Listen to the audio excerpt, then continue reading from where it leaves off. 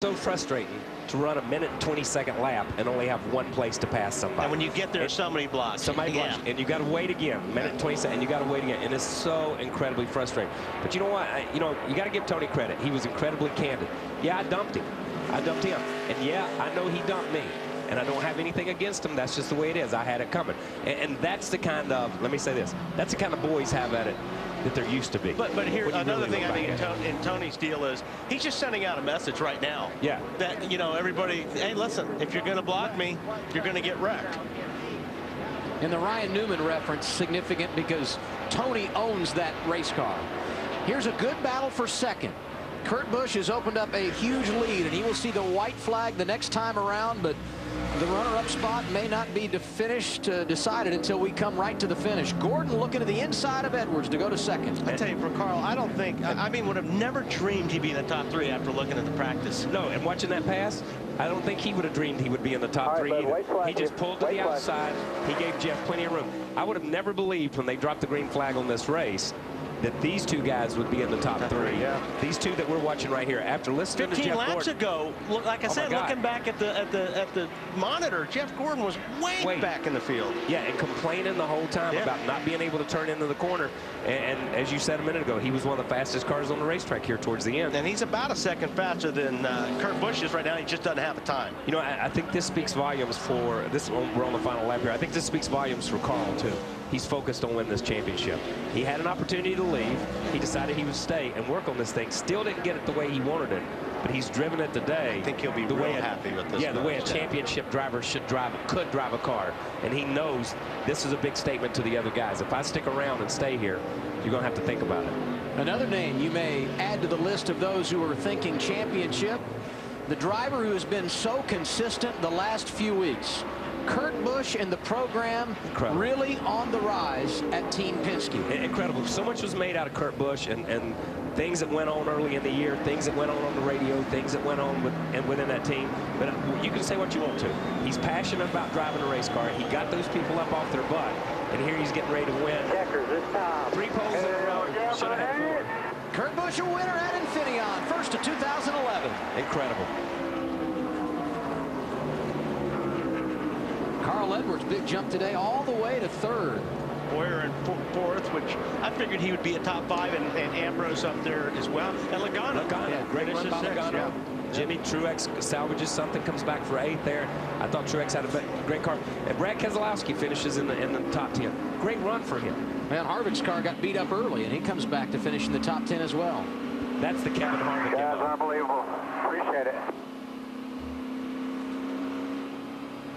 Never would have believed the first win for Kurt Busch would come this late in the season, and certainly not on a road course, a place he had never won before. But today he pulls it off.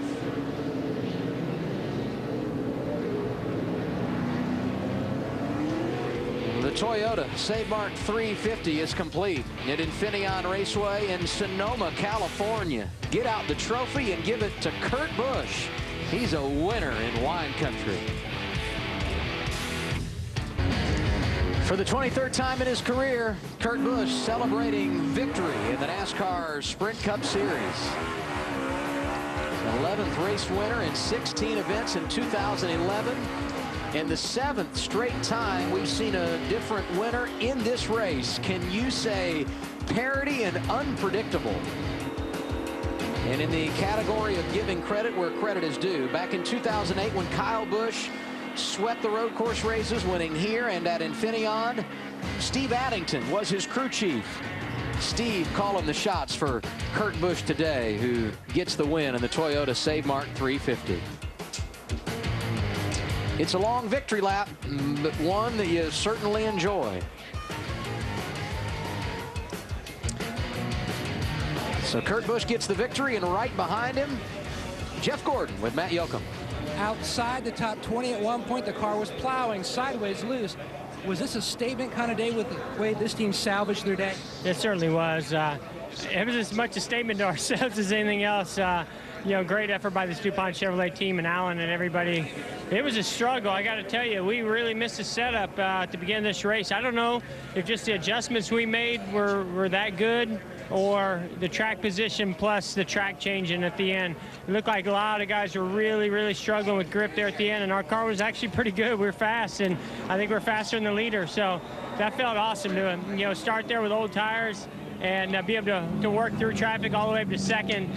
Man, that was amazing. Impressive comeback for the 24. Chris? Well, Juan Pablo Montoya came for tires late, and Juan, you gave up a lot of track position doing that, driving aggressive through contact with the 2 and the 4. Were the tires the right call? Yeah, tires were the right call, you know what I mean? The 2 did the same. First of all, the 4 was the first car, Earlier on, I got beside him. He knocked me a couple of times, and, they just don't give me any room, so it's hard. And the 2, I got in his bumper, moved him a little bit, got beside him, passed him, and he just, plain simple, just wrecked us, It's hard when people don't know how to race in road course and they think they do, so it's okay. We had fun, had a good car. The cotton on shape was amazing today, so it's nice to run good here. Marty?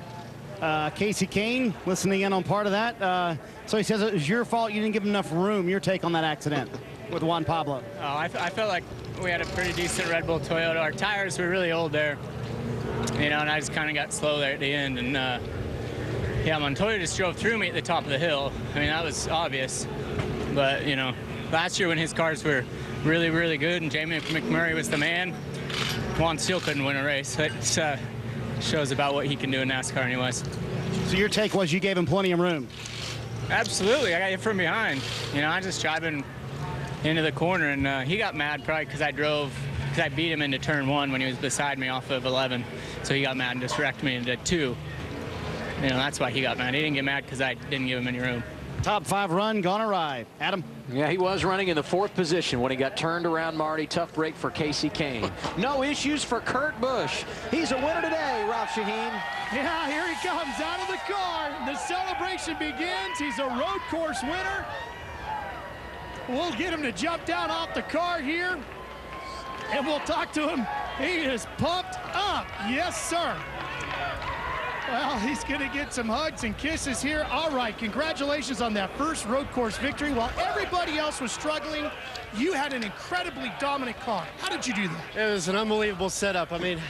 Once we got into the groove with this car, it seemed to get better after lap 5 or 6, and my cars have never done that before. So I'm real proud of this Dodge team and everybody from Shell and Pennzoil. If that doesn't inspire you to go get an SRT8 Dodge Charger, I don't know what is. So that was an awesome handling Dodge.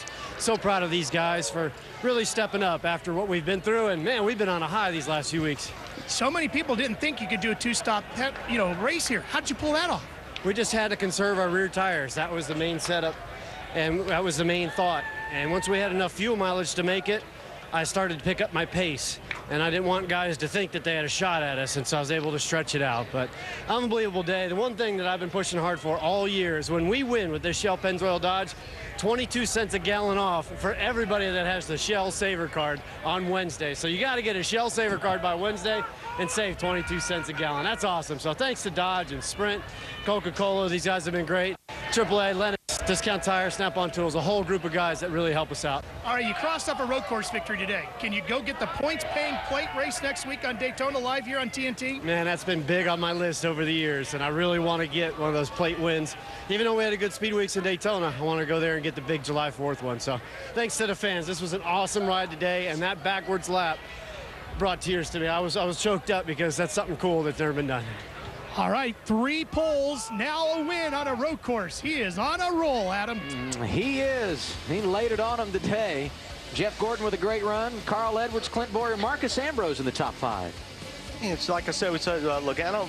Good run for those guys today. I think they're going to be pretty happy with that, starting on the pole and finishing in the top 10. Harvick's got to be ecstatic. They weren't even in the race. It didn't seem like, but just kept hammering and hammering, and they bust off another top 10. Kyle Busch gets spun, comes back, finishes 11th, and David carried that car on his back the last 8 or 10 laps. 29th to 12th. Incredible. A.J. Allmendinger, our leader on page 2, and Jamie McMurray. My gosh, this guy I think that's got to be the everything most today. Disappointing, probably, the bunch. I mean, I certainly picked them to win this thing today, and those guys just didn't hit it. But 15's pretty good when you consider some of the adversities that he went through. They went through everything. Ryan Newman, top 5 a lot of the day, finishes 25th. Saul Vickers ended up in the 36th position. Denny Hamlin just behind him. Now let's hear from Vickers, Marty. Well, I have to ask him the same question I asked Tony Stewart. Was that anything other on your behalf than payback? Oh, man, I'd love to lie to you, but it wasn't. Don't lie to me, Brian. No, I'm just not my personality. You know, I guess Tony told you that that he dumped me on purpose, and I know Tony well enough to know he's a smart enough driver that he didn't accidentally drive in there that hard from like 20 back and wreck me. So, you know, I don't know why he did it. I think he told you he felt like I was. Felt like you're blocking a little too much too early. Yeah, you know, he may not have noticed, but the 18 was off the racetrack and was coming back across through the dirt sideways, and I was trying to avoid the 18, and I was on the inside of the car in front of me. So Tony was the least of my concern. I don't think it was an attempt to block Tony. But, you know, that's what he felt like it was, and, you know, he sowed his oats and he reaped them. So when you have done something like this, you say you intentionally wrecked him, he says he intentionally wrecked you. How do you handle it from here?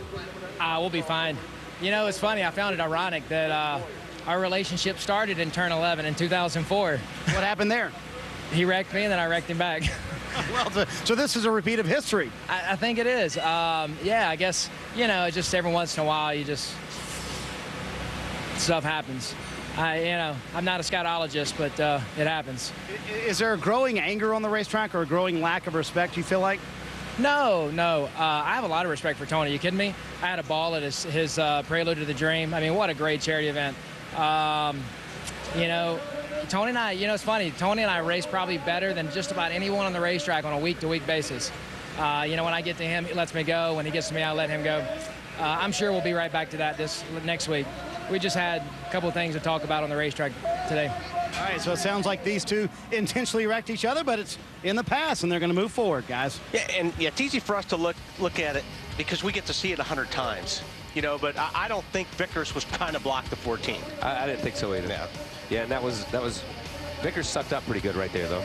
Kyle, you've talked a lot about how the points changed this year. Some big movement today. Dale Earnhardt Jr. dropping 4 spots down to 7th. Johnson and Kurt Busch both making some gains today. You see